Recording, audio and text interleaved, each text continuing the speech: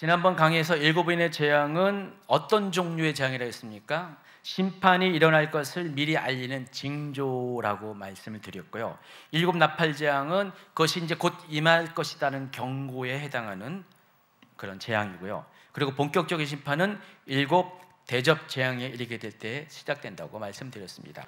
도표로 표현한 것이 바로 이와 같다고 말씀을 드렸습니다. 2번 슬라이드 보시면 알겠습니다. 자, 그런데 복음서 가운데 마지막 때의 이야기로 특화된 마태복음 24장, 여러분 마지막 때의 이야기를 기록한 것이 24장과 25장인데 그 중에서 마지막 때 일어날 일에 대해서 기록한 것이 24장이에요. 그 24장에 나오는 기록들을 주의 깊게 살펴보면은 그 내용들 모두는 계시록에서 일곱인이 떼어질 때 발생하는 사건들과 정확하게, 아주 정확하게 일치된다는 것을 확인할 수가 있습니다.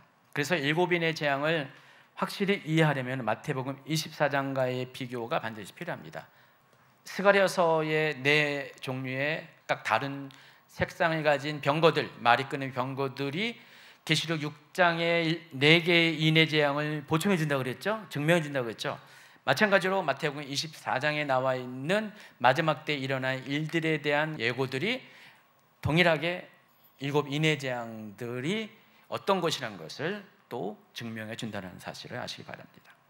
그러므로 여러분, 이 마지막 때를 분별하기 위해서는 날짜와 시간을 정확하게는 우리가 몰라도 이 시대가 과연 어디쯤 와고 있는가를 분별하는 지혜가 필요한데 그것을 알 수 있는 방법이 있다고 그랬죠. 징조를 보고 알 수 있는데 그 징조에 해당하는 것이 6가지의 인의 재앙이라는 것입니다. 그러니까 6가지의 인의 재앙이 일어나면 마지막 때가 드디어 열리는구나 라는 것을 알 수가 있다는 것입니다.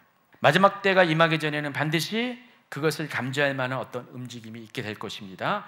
점진적이지만 시간이 갈수록 충분히 감지할 만큼 구체적인 형태로 그 일들이 일어날 것이고요. 사람들은 마지막 때의 징조를 보고 그때가 임박했음을 충분히 알게 된다는 것입니다. 그래서 하나님은 어느 날 갑자기 우리를 심판하신 것이 아니라 미리 경고하시고 징조를 나타내 보이시면서 정말 코앞에 올 때까지 계속해서 말씀하시고 또 말씀하신다는 거예요. 그래서 마지막 때에 대한 정보를 아는 사람은 그때를 준비할 수가 있을 것이고 마지막 때를 알지 못한 사람에게는 그날이 어떻게 온다고요? 도둑같이 임하는 거예요. 모든 사람에게 마지막 때가 도둑같이 임하는 게 아니라 마지막 때를 준비하지 못한 사람에게만 도둑같이 임한다는 사실을 아시기 바랍니다. 자, 마태복음 24장을 좀 풀어가겠습니다. 마태복음 24장에서 제자들은 성전이 파괴될 것이라는 예수님의 말씀을 듣습니다. 그리고 그 일이 언제 발생할 것에 대해서 질문합니다. 근데 동시에 마지막 때 일어날 징조를 구합니다. 뭔가 좀 맞지 않은 것 같아요. 뜬금없는 질문을 하는 것 같아요. 지금 예수님께서 성전이 무너질 것이다 라고 했는데 예수님이 언제 그 일이 일어납니까? 라고 그 질문을 하면 되는데 동시에 그러면요 마지막 때에는 어떤 징조가 있을 것입니까? 이 질문도 더불어서 하고 있거든요. 자, 24장 1, 2, 3절 읽어주시기 바랍니다. 예수께서 성전에서 나와서 가실 때 제자들이 성전 건물들을 가리켜 보이려고 나아오니 대답하여 이르시되 너희가 이 모든 것을 보지 못하느냐? 내가 진실로 너희에게 이르노니 돌 하나도 도위에 남지 않고 다 무너뜨려지리라. 예수께서 감람산에 앉으셨을 때 제자들이 조용히 와서 이르되 우리에게 이르소서 어느 때 이런 일이 있겠사오며 또 주의 임하신가 세상 끝에는 무슨 징조가 있사오리이까? 제가 빨간 줄로 표시한 것처럼 제자들의 질문에는 2가지가 섞여 있다고 말씀드렸습니다. 예루살렘이 파괴되는 일은 when, 언제 일어납니까? 주의 임하신가 세상 끝에는 what, 무슨 징조가 일어납니까? 그러니까 when과 what에 대한 질문을 하고 있습니다. 제자들이 이 같은 방식의 질문을 한 이유가 있어요. 여러분이 그것을 좀 이해하셔야 돼요. 자, 이 질문에는 성전에 대한 유대인들의 생각이 반영이 되었기 때문에 그렇습니다. 자, 유대인에게 있어 성전은 하나님께서 임재하는 장소예요. 하나님이 성전에 계시는 한 유대인들은 이스라엘은 결코 망하지 않을 것이다. 자, 그러면은 성전이 무너지게 된다면은 존재하지 않게 된다면은 하나님도 그곳에 계실 수가 없기 때문에 바로 그날이 유대인들의 생각 속에는 그날이 바로 유대인이 망하는 날이다라고 생각을 하고 있습니다. 멸망의 때가 성전이 무너지는 때예요. 그때가 곧 뭐예요? 마지막 때라는 것입니다. 왜냐하면 성전은 결코 하나님 살아계시기 때문에 무너지지 않을 것이기 때문에. 만약에 무너진다면 마지막 때가 아니고서는 그 일은 결코 일어나지 않을 것이라는 확신을 가지고 있다는 것입니다. 그래서 성전이 무너질 것이다 라고 예수님이 얘기했을 때 무너져요? 언제이죠? 그렇다면 그때가 마지막 때인데 그 마지막 때를 알 수 있는 징조는 과연 뭡니까? 라고 예수님께 그렇게 질문하는 거예요. 왜 제자들이 이 질문을 동시에 같은 세트로 이야기하는지 이해가 가시겠죠. 그리고 또 한 가지는 당시 제자들은 마지막 때가 길어질 것에 대한 생각을 도무지 하지 않았어요. 지금처럼 2000년 시간이 흘릴 것이라고 그때 생각하지 않았다는 것입니다. 예수님은 종종 예수님이 곧 다시 올 것에 대해서 말씀을 하고 계세요. 심지어 예수님이 떠나가실 때조차도 자신을 찌른 자들이 다시 오시게 되는 것을 보게 될 거다. 구름 타고 올라간 거 그 모습 그대로 타고 내려온 것을 보게 될 것이다. 이렇게 말씀하셨거든요. 그러니까 제자들은요, 예수님이 곧 다시 오시겠다고 여러 차례 말씀하셨기 때문에 이 종말이 마지막 때가 정말로 가까이 올 것이라는 두려움보다는 기대감을 가지고 있었다는 것입니다. 그렇기 때문에 예루살렘이 멸망하는 때가 곧 주님이 다시 오실 때라는 생각을 했고, 그로 인해서 이 두 가지 사건을 동일시해서 두 가지 질문을 마치 한 질문 안에서 한 질문처럼 세트로 하게 된 것이라는 것입니다. 자, 예수님도 그들이 when과 what을 물었기 때문에 똑같이 예수님도 그 일에 대해서 언제와 무슨 일로 답변을 해 주십니다. 그래서 예수님의 대답은 예루살렘의 성전이 파괴될 때 when에 대한 답변, 그때가 AD 70년에 있을 사건이죠. 그리고 유대인들이 처하게 될 상황에 대한 예고임과 동시에 마지막 때 성도들이 통과하는 환난, what에 대한 무슨 징조가 있을 것이라는 그것에 대한 경고의 두 가지 형태로 답변을 하시게 됩니다. 그래서 마태복음 24장은 그 두 가지의 답변이 섞여 있어요. 잘 보시면은 단락을 한번 보세요. 마태복음 24장 4절부터 14절에는 첫 번째의 마지막 때에 일어날 일의 징조에 대한 단락이 여기 기록이 되어 있어요. 마지막 때에 이런 일이 있을 것이라는 이야기들이 what에 대한 답변이 14절까지 이렇게 첫 번째 답변이 기록이 되어 있고요. 그리고 21절부터 41절은 그것에 대한 두 번째 답변, 마지막 때에 일어날 징조의 두 번째 답변이 거기 있어요. 근데 그 중간에 뭐가 있어요? 마치 샌드위치 속처럼 뭐가 있어요? 예루살렘의 멸망과 유대인이 당할 환란이 여기 들어가 있습니다. 그리고 추가적으로 42절부터 52절까지는 이 마지막 때가 오게 될 때 어떤 삶의 자세로 살아야 되는가, 그리고 악인에 대한 심판이 어떻게 일어날 것인가에 대한 추가적인 설명이 나와 있습니다. 자, 이런 식으로 마태복음 24장은 구성되고 진행이 되고 있습니다. 그리고 특히 이 두 번째 핵심적인 단락, 마지막 때에 일어날 징조가 앞뒤로 쌓여있고 중간에 있는 예루살렘 멸망에 관한 이야기를 할 때 예수님께서는 15절에서 첫 절에서 이런 말씀하셨어요. 그러므로 너희가 선지자 다니엘이 말한 바 멸망에 가증한 것이 거룩한 곳에 선 것을 보거든 읽는 자는 깨달을진저. 이 말씀을 통해서 요 한 구절로 인해서 지금 마지막 때에 일어나는 사건과 예루살렘의 멸망의 때 일어나는 사건이 서로 다른 사건이 아니라는 것을, 의미적으로 다른 사건이 아니라는 것을 이 한 구절이 마치 연결고리처럼 역할을 하고 있습니다. 여기서 멸망에 가중한 것은 적 그리스도를 가리킵니다. 적 그리스도가 경배받는 그날이 오게 되는데 그것을 보거든 다니엘이 말한 바 마지막 때가 임박했다, 지금 와 있다는 것을 깨달으라고 지금 말씀하시는 것입니다. 여기까지 충분히 이해하시겠죠?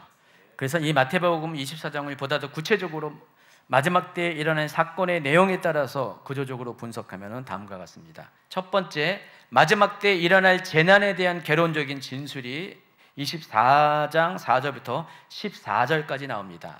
제가 위에서 마지막 때 일어날 일에 대한 징조 1이라고 했는데 그 부분은 바로 개론적인 진술을 가리키는 것이에요. 자, 그래서 4절부터 8절까지 읽어주시기 바랍니다. 예수께서 대답하여 이르시되 너희가 사람의 미혹을 받지 않도록 주의하라.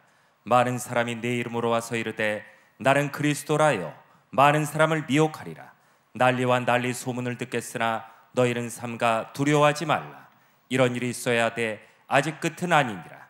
민족이 민족을, 나라가 나라를 대적하여 일어나겠고 곳곳에 기근과 지진이 있으리니 이 모든 것은 재난의 시작이니라. 첫 번째 강의에서 소개한 것처럼 7인의 재앙의 첫 번째부터 네 번째 인이 떼어질 때 순서적으로 사람의 미혹부터 시작해가지고요, 이런 일들이 쭉 일어나요. 그러면서 지금 예수님께서 뭐라고 했어요? 이 모든 것이 재난의 시작이다 라고 말을 하고 계십니다.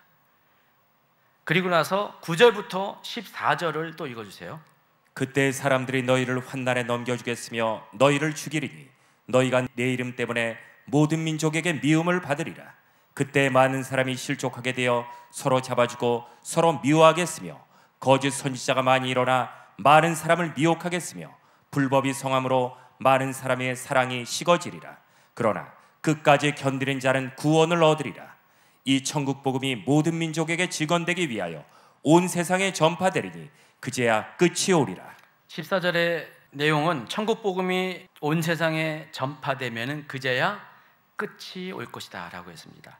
자, 그러면은 8절에 이 모든 것은 재난의 시작이다, 14절은 그제야 끝이 오리다. 그러면 요 단락 안에 4절부터 14절까지의 단락 안에 마지막 때에 재난이 벌어지는데 어떻게 시작해서 어떻게 끝을 맺을 것인가에 대한 분명한 답이 나와 있어요. 4절부터 7절까지에 있는 내용들이 나타내 보이거든. 이것이 징조예요. 아, 이제 재난이 시작됐구나 라고 깨달으라는 것입니다. 그리고 나서 천국 복음이 온 세상에 전파되면 아, 이제 끝이 올 것이구나, 그것을 깨달으라는 것입니다. 자, 예수님은 아주 친절하게, 계시록에서는 이렇게까지 친절하게 얘기 안 하셨잖아요. 근데 예수님이 지금 직접 제자들에게 말씀하신 거잖아요. 계시록에서는 지금 예수님께서 요한에게 말씀하신 것이 아니라 그냥 인이 떼어질 때 보여지는 장면을 통해서 요한이 그것을 그냥 묘사를 하는 거잖아요. 예수님이 직접 말씀하신 게 아니잖아요.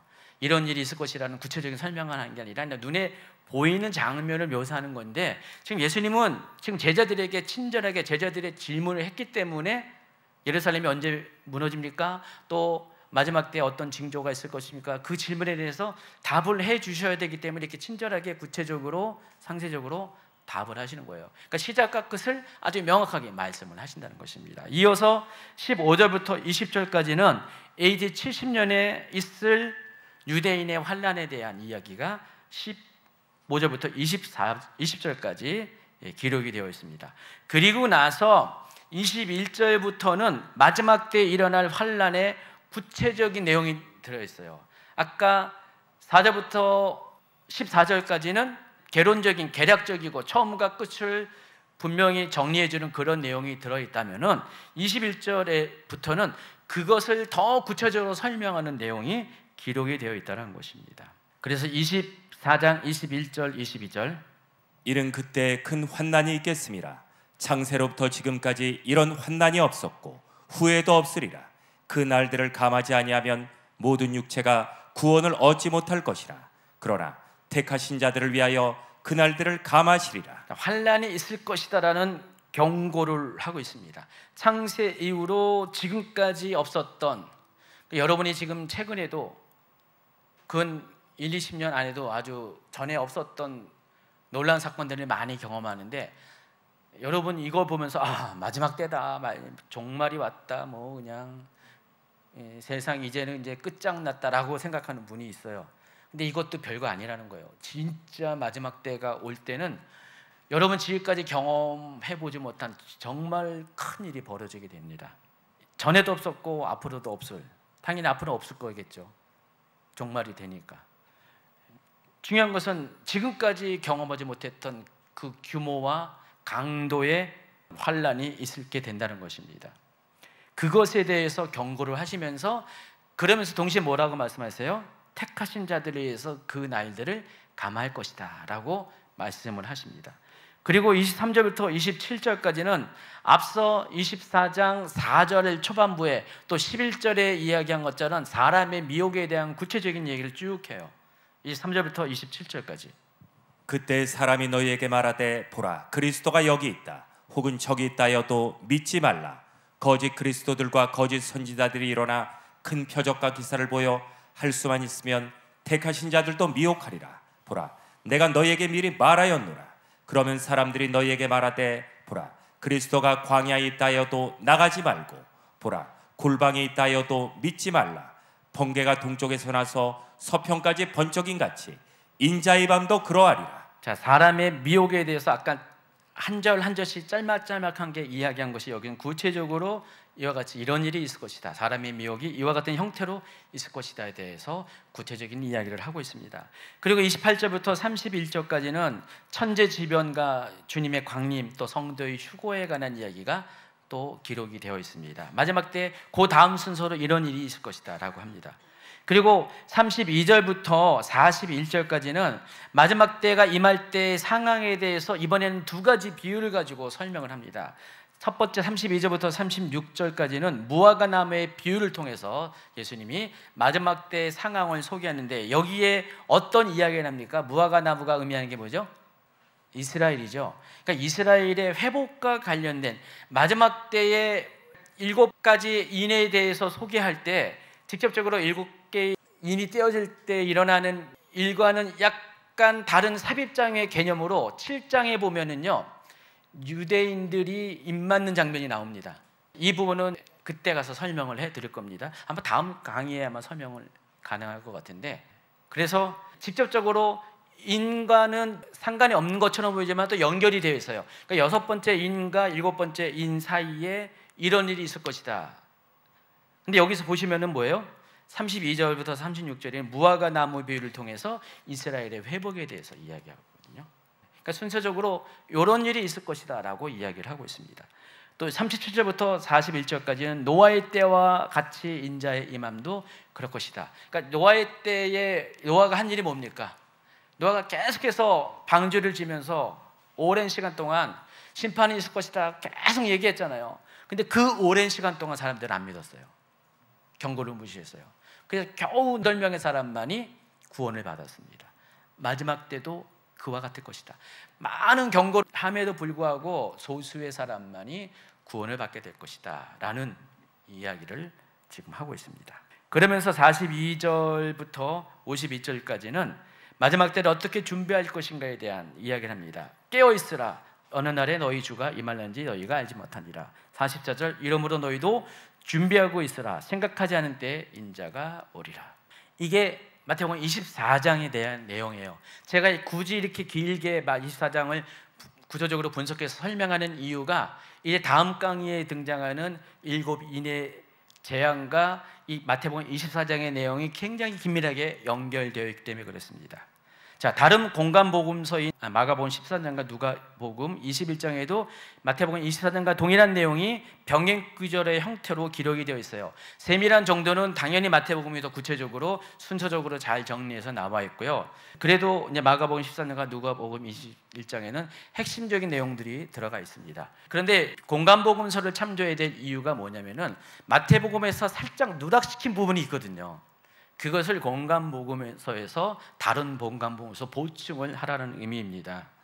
자, 마태복음 24장 3절에 보면은 장면을 보시면은요, 예수께서 감람산에 앉으실 때 제자들이 조용히 나와서 이르되 우리에게 이루셔서 어느 때에 이런 일이 있겠사오며 또 주의 임하신가 세상 끝에는 무슨 징조가 있사오리까. 여러분 32번 슬라이드 보시면요, 예수님이 지금 감람산 위에 올라서서, 여러분 감람산 위에 올라가 보셨습니까? 성지순례 가면은요 필수적으로 가는 곳이 있어요. 올리브산 감람산에 바로 성전이 내다보이는, 지금은 성전은 없지만은 그 황금사원이 내려다보이는, 예루살렘 성이 내려다보이는 아주 좋은 그 뷰 포인트가 있습니다. 거기에 사람들이 딱 가면은요, 요즘도 그런지 모르겠네요, 지도 파는 사람이 있어요. 사진, 예루살렘 전경이, 그러니까 감람산에서 내려다본 그 장면 그대로 찍은 사진을 그때 2달러 팔았나 5달러 팔았나? 예? 2달러였어요? 생각이 안 나는데 하여간 제 방에 붙어 있어요. 제 방에 목양시 들어오면 한쪽 벽을 제가 거기 붙여놨는데 이렇게 긴 거 있어요. 그러니까 예루살렘이 전체가 다 보이는. 바로 그 장소에서 예수님이 제자들과 함께 그 예루살렘 그 성을 내려다보면서, 그때 당시엔 성전이 있었잖아요. 그 성전이 어떻게 멸망할 것인가, 그 멸망할 때 어떤 일이 일어났을 것을 아까 소개한 바로 24장 전체 내용을 거기서 말씀하신 거예요. 그 장면을 내려보면서 제자들은 실감이 나겠죠.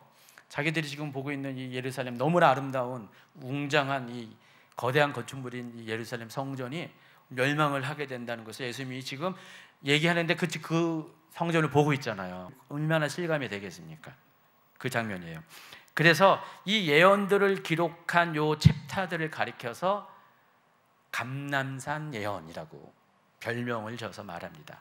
아까 스가랴서 6장 9절부터 15절이 여호수아의 대관식이라고 별명이 있는 것처럼 요 마태복음 24장, 누가복음 21장, 마가복음 13장의 내용을 가리켜서 감람산 예언이라고 부릅니다. 여러분이 인터넷에 감람산 예언을 치면은 이거에 대해서 또 여러분이 정보를 또 얻을 수가 있을 것입니다.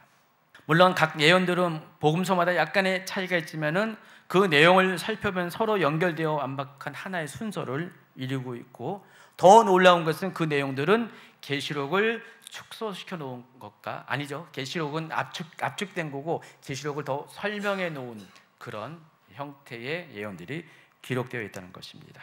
근데 중요한 것은요, 이 복음서의 감람산 예언을 말씀하시는 분과 또 계시록에서 이런 일이 있을 것을 요한에게 보여주시는 계시의 주체가 누구예요? 동일하게 예수님이라는 것입니다. 예수님 한 분이 지금 제자들에게 말씀하시고, 또 계시록에서는 사도 요한에게 이러한 일이 일 것을 예수님이 보여주고 계시는 것입니다. 그래서 책을 기록한 사람은 다를지라도 마지막 때에 대해서 말씀하신 계시의 주체는 결국 한 분이신 예수님이기 때문에 이 내용은 서로 연결이 되어 있고 같은 이야기를 하고 있다는 사실을 아시기 바랍니다. 그래서 우리 마지막 때에 대한 일어날 일들 시나리오를 알기 위해서는요, 공감복음의 감람산 예언을 기초로 순서적으로는 계시록의 순서를 따라가야 돼요. 거기는 계시록은 명확하게 첫째인, 둘째인, 셋째인 이렇게 인이 떼어질 때마다 일어난 이 사건에 대해서 명확하게 기록이 되어 있기 때문에 그 순서를 따라가고 대신 구체적인 내용들은, 보충하는 내용들은 바로 감람산 예언의 기록들을 참조를 하라는 것입니다. 그래야지만 마지막 때 일어날 일들, 특히 일곱인이 떼어질 때 일어날 일들에 대해서 여러분 제대로 실수하지 않고 그때를 찾아갈 수가 있다는 것입니다. 오늘 강의 다 했어요. 그래서 다음 주부터는요, 몇 주간에 걸쳐서 제가 이거 준비하고 다음 주 거 준비하고 왔거든요. 다음 주께 지금 현재 15페이지 정도 됐는데, 첫 번째 인이 떼어질 때의 그 사건만 강의가 준비되어 있고요.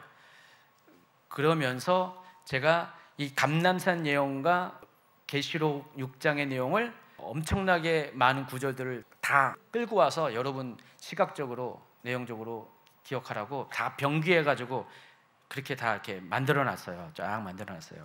그것만 한 대여섯 페이지 될 겁니다.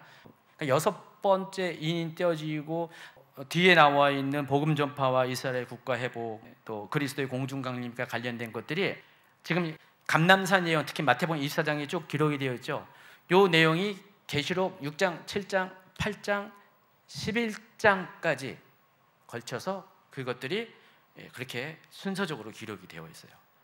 그러니까 감람산 예언과 계시록의 내용이 서로 완벽하게, 거의 완벽하게 매칭이 되고, 특히 여섯 번째 인까지는 정말 한 틈에 빈틈없이 완벽하게 매칭이 됩니다. 그것을 다음 주부터 차례대로 소개를 할 겁니다.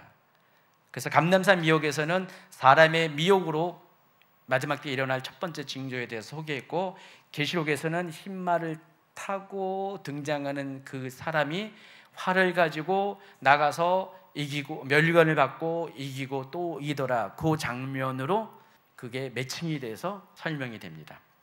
자, 이것을 이제 다음 주부터 하게 될 건데요, 아마도 한 달은 걸릴 것 같아요. 최소한 한 달은 걸릴 것 같아요. 한 달 동안 요 부분만 다루도록 하겠습니다.